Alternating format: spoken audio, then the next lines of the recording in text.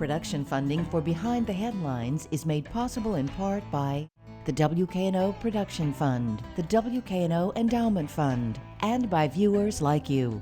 Thank you. A look at the suburban schools tonight on Behind the Headlines.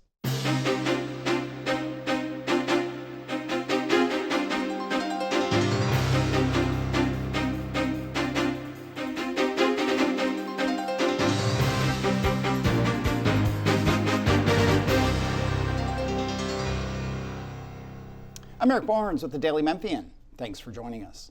I am joined tonight by three superintendents from various suburban schools, starting with Jason Manuel from the Germantown Municipal School District. Thanks for being here again. Thanks for having me. Allison Clark, Superintendent of Arlington Community Schools. Thanks for being here. Thank you for having me. Ted Horrell is the Superintendent for Lakeland School System. Thanks for being here again. Thanks for having me. And Mary Cashiola is Editorial Director for the Daily Memphian. Before we get started, a bit of housekeeping. We are in the middle of early voting as this airs. Early voting has started this week and runs through, I believe, August 1st, and then Election Day is August 6th. There are something like 150 plus candidates on the ballot. You can go to Shelby Vote and get a bunch of information, where to vote, how to vote. The Daily Memphian has a big voter guide with information on all those candidates, stories we've done, and so on. In some of the key races that are up and will be finalized in this round of the 3 rounds of voting through this year, the county mayor, we interviewed both the candidates for that. You can get that at WKNO.org, YouTube, the Daily Memphian. We also interviewed on Behind the Headlines, I should clarify, for sheriff, the Democrat and Republican candidates. You can get full interviews with them and lots of profiles and interviews of all the other candidates. We're moving towards, for federal and state, this will be the primary. And once we get those primary candidates lined up, we'll hope to get some of the big talked about candidates on, certainly the redistricting, the now 3 districts that encompass or subdivide, depending on your perspective. The Memphis area, Shelby County, we'll try to get some of those candidates on, senator, governor, all those. But all of those are being covered on Daily Memphian right now as we talk. I'll start with just a quick, and I may start with you, Jason, just because that's how we introduced. Germantown, just for everybody's sense, 3 elementary schools? We have 4. 4, yes. But one is elementary to middle. Do you count that as an elementary school? Yeah, okay, no, that's fine. That's fine. Yes, it's so fine. 3 true elementary schools. Riverdale is a K through 8 school. Right. We have Houston Middle School, which is a 6 through 8 school, and then Houston High School is our high school. For you, and I'll do this for each of you, but just real briefly, as you go into this, a couple weeks from the school year starting, the biggest challenges that you feel like you face, biggest opportunities you have? And then we'll get into details. Well, for us, we always have a challenge with teachers, and this is a national challenge that we face, is there's a teacher shortage. And so we are always looking to get the best and brightest in front of our students and make sure that we have the quality candidates. And as I've been doing this my 13th year as being a superintendent, I think we came in at the same time, Ted, it has really changed over time. The pools that we have, they've gotten smaller and smaller and smaller. It's just not as attractive as it used to be. Allison, same for you. Arlington has 2 elementary, 1 middle, 1 high. That is correct. Again, all these districts as independent districts are about 13 years old. Yes. But your biggest challenges, biggest opportunities? Well, I'm proud to say that we are 100% staffed today, so we hope we will stay that. There's always a little smack talk. Yes, There's a subtle smack talk between the districts when they come on. You know, I know that my colleagues here, Dr. Horrell and Mr. Manuel, can share that same, is you're getting close to the beginning of the school year.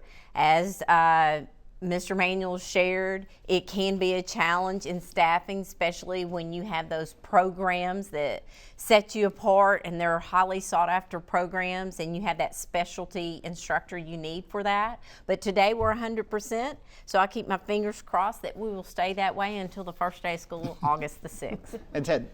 Yeah, I think it's always a challenge to find the very best teachers, and to my understanding, we're fully staffed as well. I think one challenge that we all share is that every year during the state legislative session, they gift us with a number of new laws that impact education. I think at our last board meeting we updated 36 policies, the vast majority of which were results of legislation. So mainly just staying on top of those things, making sure the school administrators, making sure the teachers know. A lot of times they're just tweaks, sometimes they're more fundamental, but just making sure that we continue to follow our mission, vision, and goals, but also make sure we're in compliance with whatever the new laws are. 36 just from the last session. Is that about Yes. right? I mean, Yes. I don't think that's Yeah. an exaggeration. Again, I joked with you all before. Yeah. It's not a math test, except Yeah. you're a former math teacher, so it's, so it's unfair to Allison. But give examples to people, because I think so many people think, and this happens with the city, that the mayor of Memphis, I think people, casual, observers of politics, think the mayor of Memphis is over the local schools. They're not. I mean, there's all these differences, right? The state, which does a lot of the funding, has a big hand and a big say in how you all operate. So give an example of a small tweak that would surprise people that is not a policy you all put in, but that came from the state. Sure. For example, there's a new requirement on having instruction on human trafficking as part of the curriculum. So we all have to work with our academic teams to make sure that it's being implemented, that it's understood, that it's the approved curriculum, and that we're fitting it into an already busy schedule. There's a couple of observations. We're required to observe the 4th of July during the school year, even though the 4th of July does not actually occur during our school year, but there is a requirement now to recognize that. So just making sure that we do who it. teaches it, and what curriculum is it embedded into, and how are you going to assess it? But they never take anything off the table. They continue to add new policies. So for it's, us. it's a challenge, It's some of the biggest Physical fitness assessment test now. Yeah. That's come back. That was in place. I can remember when I served as a principal, because I could hear all the dinging in the gym to do the sprints and the runs. Well, now it's back. So we have to make sure that that's adhered to, and that our physical education teachers note that and record that. Yeah. We'll get to some of the bigger ones, but I'm going to bring Mary in. But we'll get to vouchers. We'll get to all these kinds of other things. But let me turn to Mary here. Sure. I think one of the questions I have when we're having this discussion about the changes each year, right? Like, so 36 new laws. Y'all have all been in education for a while now.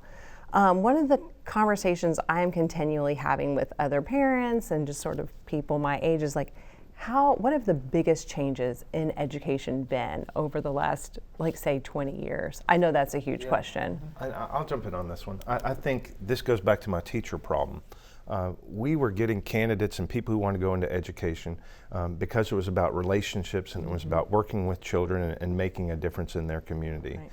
And now this view on accountability and how many ways we have to test, assess, evaluations in classroom, that's all top down and dictated by state requirements. It's taken the passion away from some of these educators who are coming and thinking, why am I going to go through all of that and have to provide 18 tests a year to our students' assessments? It's a real challenge for educators. So I think that's the biggest. It's just the whole focus on accountability only for public schools has been the challenge. Not the private schools who get vouchers. Correct. No accountability there, but. Yeah. Biggest changes for Ted. I think to that point, I think there's a lot more scrutiny and questions about what we do and how we do it, and I think it can be unnerving sometimes for teachers that might feel like if they say the wrong thing or say something that may be perceived a certain way, that there's going to be some accountability, and I feel like that's new and that's a change. For you, Allison. It's it's the same. We all have those same challenges within our district, and that challenge is because we do have people not sorting out being an educator. We as leaders have to be creative, and how do we make it exciting? How do we keep them engaged? We have to really work on the culture. We have high salaries, but high salaries attract them, but to retain them and keep them in there, especially very talented educators, you have to really be creative in igniting it and making connections with them on a regular basis and not losing sight of that culture. One of those changes, I would imagine, over the course, even from when my kids are now in their late 20s, something happened. Phones, social media, AI. I was lucky, I think, in hindsight. So phones and social were really coming on, but my kids were just a little bit ahead of it, so it wasn't that bad. Now it's all kinds of, we've got bans in whole countries. Australia, they're banning social media under 16, phones in schools. There's a lot of data, not necessarily definitive, about problems and dangers and benefits. Where are all your policies on, I'll start with you, Allison, we'll just go back to you. Phones, it's a lot, but phones, social, and you can take AI or not. Right. A year ago, that was a mandate that came by the state. Elementary and middle were already functioning to not have the cell phones during the instructional day.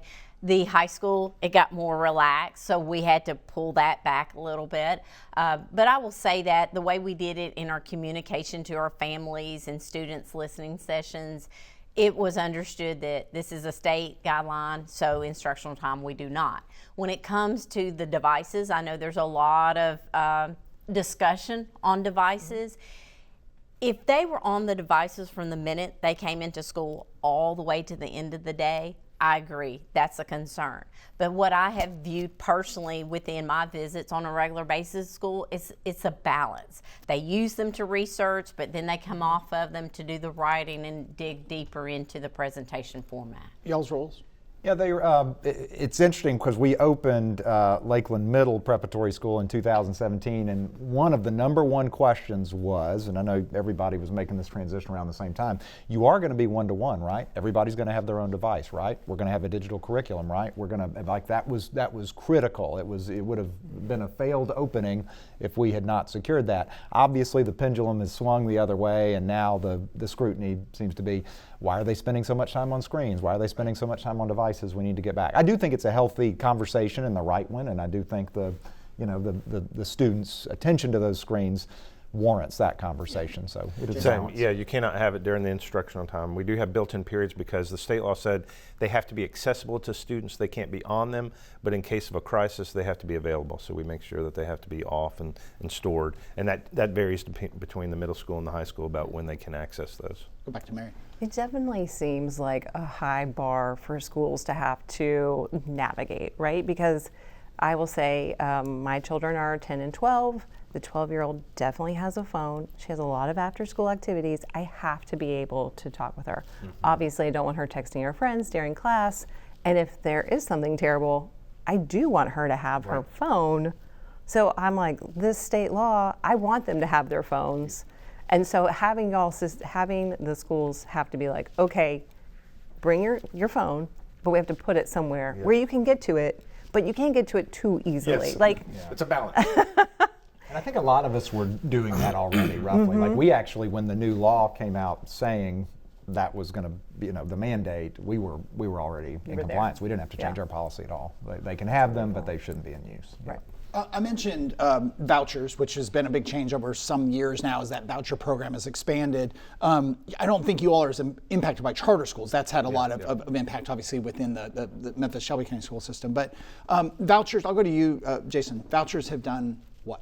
They have damaged public school systems across the country. And I think it is an unfair playing system, and it's an effort to privatize education without any accountability.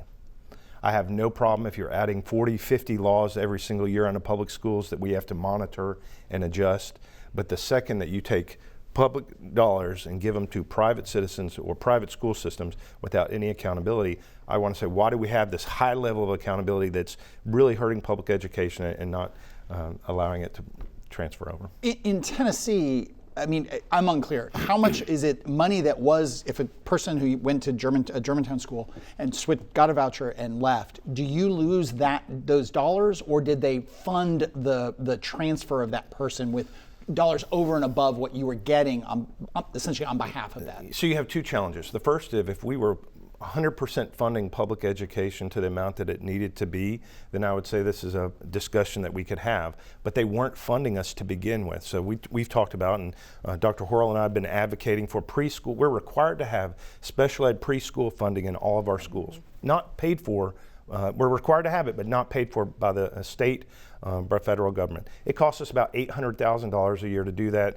and we receive $20,000 to do that program. So we're required to do that. So if they were funding everything that we had to do and then said, okay, well, let's look at how we can fund these others, it's all taxpayer dollars that are being taken away from public education. So when the governor and then the legislature passes, there's $100 million, whatever millions of dollars for this new voucher program, you read the headline, you think, oh, that's new money, and so it's not going to affect the school left behind. Allison is shaking her head, the former math teacher. So it's not, because this year we received $7,500 for each pupil. If they were with us, they receive a voucher. That's taken away money from public education that would have gone for public education. It goes, plus we don't get that $7,500 per pupil because parents have so many options for their children to be educated. And I want to counter with also too, our children aren't leaving in even buckets. It's not like I can say, oh, let's get rid of that first grade teacher because I had this many first graders take vouchers. We still have the same overhead costs that we have as a school district, and that only includes the state portion of our funding, which is about 50%. It does not cover the county funding that we also receive. So when you lose a student, you are still losing county funding for those students. Is that county funding that's passed through money from the state, or it's sales tax that goes to the state and then comes back to the local. Go ahead. Okay, Mary. Well, I guess I was just sort of wondering with since we're talking about funding, let's talk about the funding from the cities for a little bit, because I know that's sort of up in the air. And in 2013, there's a state law that said you're going to get 15 cents out of every $100 of appraised property tax value, right? Sure. And it seems like the school system, especially in Germantown and the city, have two different interpretations of what that year is supposed to be. So I think if I'm understanding it correctly, the city of Germantown has said, yes, that law meant as of 2013. You get 15 cents from 2013. But everyone else seems to be saying, no, it's 15 cents from that value now. So we have been in discussions with the attorneys for the State Board of Education and for the state itself. So the challenge that we have is for us to create a school system, the state school board and the Department of Education at the state level said, if you want to have a municipal school system, here's what you have to do that. You have to provide the 15-cent equivalent for every $100 of property tax. And that amount is not stagnant. So it goes up and goes down because it's a formula based on property tax. It's not tied to student enrollment. I think there's confusion about how that relates to the maintenance of effort that local funding bodies have to provide with the TISA funding formula. Is that for the county? The maintenance of effort? Yes, that's that's at the county level in relation to TISA. So this is different from that. So there's been some confusion. So we're still waiting on an FAQ that will clearly define all this. Okay. But I would like to point to the fact that all of our municipalities had to submit documentation to the Department of Education that clearly said we had to pass a referendum that says we have to fund this amount of money, our taxpayers do, and it has to be spent on education. Fund and spend in the application documents that had to go to the state level. Right, because this all goes back to the schism, right? When Memphis City Schools legacy were sort of, they gave up their charter, went back into Shelby County schools, the munis left, and it's like, that was the big controversy at the time, right? Are we going to be able to pay for this? Are people going to say education is important enough that we will raise taxes if we have to, we will pay for this? Well, and the community had to vote on two issues. Right. Do you want a school system, and are you willing to pay for it? Right. And the willing to pay for it, very clearly, we believe, included the 15-cent property tax equivalent. I do want to give credit where credit's due. Lakeland, every year, since the establishment of the school system, has given us the 15-cent equivalent, and we believe and hope they'll continue to do so. I was going to say, before I go to Allison, let you comment, some math that we did, and again, between what you're getting from locals to the local government to what, if it was interpreted the way that you all wanted to interpret it, the difference for Arlington is about over $200,000 a year. Was for this past year. For this past year. Because they did not fully fund it this past year in FY26. Okay, for Bartlett, it's a full $1.8 million difference. Again, these aren't exact, but that's an estimate of it. For Collierville, a $2 million difference. For Germantown, almost $1 million difference. You may say it's more than that. But again, Lakeland kind of for the win, so he's going to stay quiet. But so Allison, we believe Lakeland's position is correct, and we support our fellow municipal You'll system. hear us ditto a lot because on topics like this, we collaborate very intensely. We do. What is in Arlington for you? What is the pushback that you get from city leadership that says, I assume they value education, but?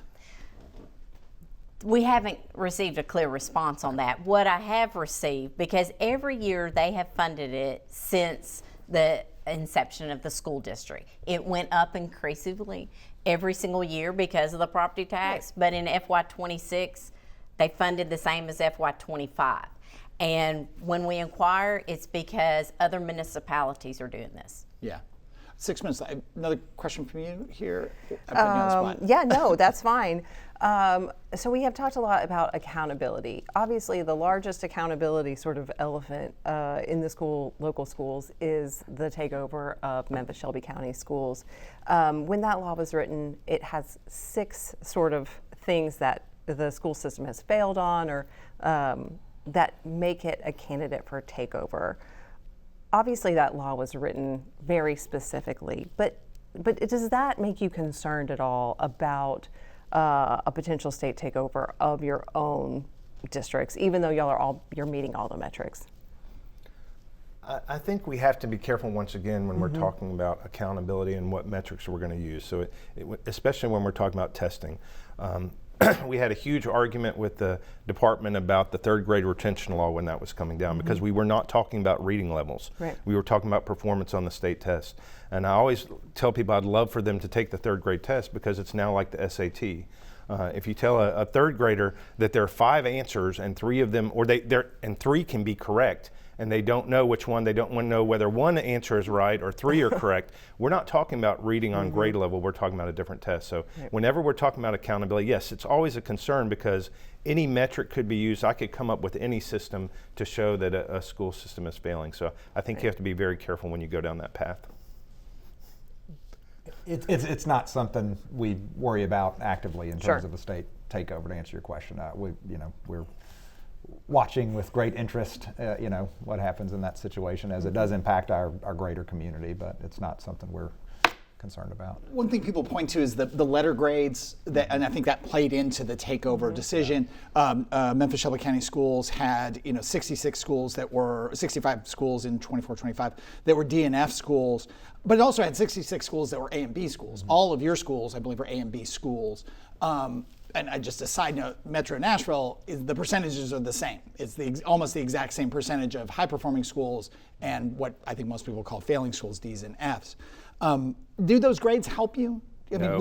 No? No. Okay. And that's another I one. love that Jason's really holding back today. On He's sorry, really holding back. I've been doing this too really long.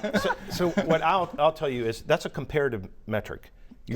They're comparing students and schools to each other. So there always have to be Ds and Fs. There is not a bar. We're not talking about a straight achievement. So I can tell you, for example, we've tested low in some areas, and we'll say, well, your special needs students didn't test as high as your typical peers in that same school. So I'll get a lower grade in that portion of the test. But my special needs students are outperforming students in an A school and doing better than them. I'm not comparing apples to oranges. So the letter grades look at subgroups. They're also looking at different cohorts of students. So it's a real challenge when you look at that. Couple minutes left. Any thoughts on the letter grades? Because I'm going to go to one other thing here. We don't. There's so much to focus on. You look at achievement. You want your students to be successful, but you look at it on beyond test scores. I'll stay with you because we're talking to you here. One of the big things when the school district came apart, and then you all have independent ones, and especially as your districts have grown, out of district, out of Arlington, out of Lakeland, out of Germantown, how do students come in and out? What is the process for determining how many seats you have available for out of district children, and what do you charge them? So we do not charge them anything to come to our district. There is a process, it's called non-resident. We have about 800 out of our 4,200 students that are non-resident. They do have to go through a process. It has to be looked at as their attendance, their achievement, as well as their behavior in order to meet that.